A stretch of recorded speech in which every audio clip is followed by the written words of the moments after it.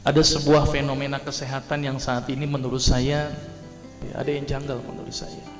Bapak perhatikan sekarang.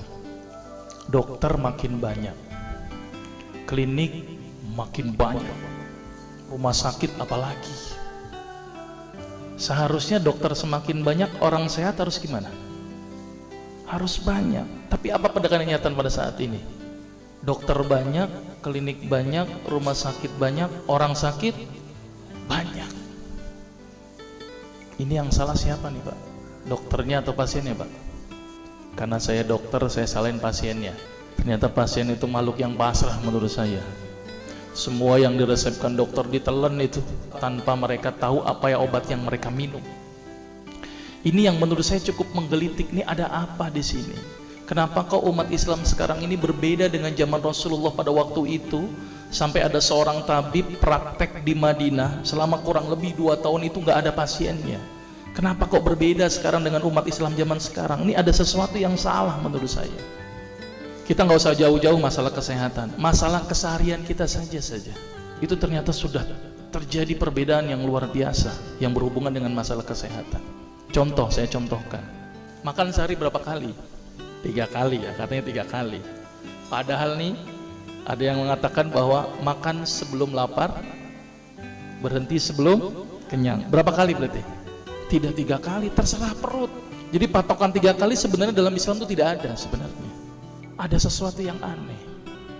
Maka itu saya sempat berpikir, ini jangan-jangan ini ada sebuah kesalahan dalam diri saya.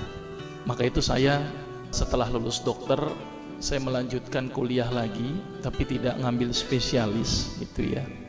Jadi saya ngambil kuliah lagi jurusan tafsir hadis gitu ya. Ketika belajar hadis itu banyak sesuatu yang menurut saya luar biasa yang tidak pernah dikupas.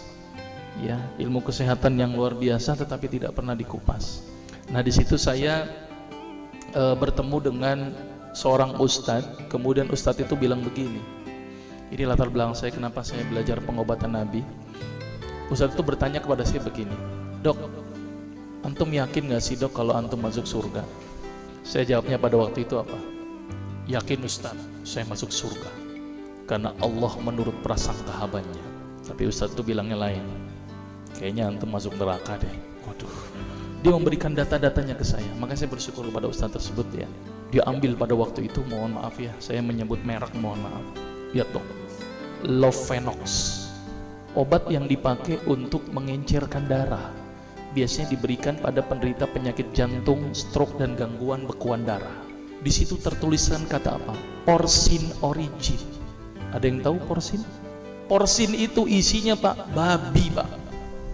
Saya bilang, waduh, berarti dok kalau antum ngeresepin porsin satu pasien, antum telan itu obatnya, kira-kira ibadah orang tersebut diterima nggak sama Allah? Siapa yang dipersalahkan nanti? Diambil obat yang kedua, Actrapid. Apa itu? Insulin. Tulisannya apa? Human insulin. Jadi diambil dari manusia yang telah meninggal, diambil pankreasnya, insulinnya, yang menderita penyakit kanker pankreas, dibuatlah obat. Berarti dokter sudah menyuntikkan manusia ke dalam manusia. Diambil obat namanya analsik. Apa itu analsik? Obat untuk pusing. Ini di kalangan dokter sering resep ini. Isinya apa? Antalgin dan diazepam. Makanya kalau orang minum obat ini pasti ketagihan, saya yakin. Karena kenapa? Karena mengandung diazepam. Diazepam itu apa? Narkoba. Maka itu cara nyari uang paling gampang, kasih aja resepin analsik, pasti balik lagi dia. Karena kenapa? Narkobanya bikin kecanduan. Diazepam, fatwa ulama bagaimana? Haram. Diambil lagi obat batuk, kodein. Maka itu kita minum obat batuk langsung hilang batuknya karena kodein. Kodein ini ternyata derivat dari narkoba. Berarti dokter sudah ngeresepin narkoba. Diambil semua obat sirup di depan saya, lihat dok, ada nggak yang tidak mengandung alkohol? Semuanya mengandung alkohol. Sampai saya pikir, Masya Allah, berapa ribu pasien yang telah saya resepkan obat-obatan haram tersebut. Ini yang menjadi kegelisahan saya Pak. Terus kemudian saya melihat ada sesuatu yang salah. Kenapa? Karena agama Islam tidak dipelajari secara benar.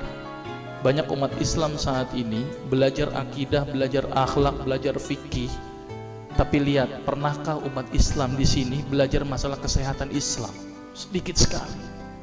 Kajian-kajian tentang kedokteran Islam hampir tidak ada.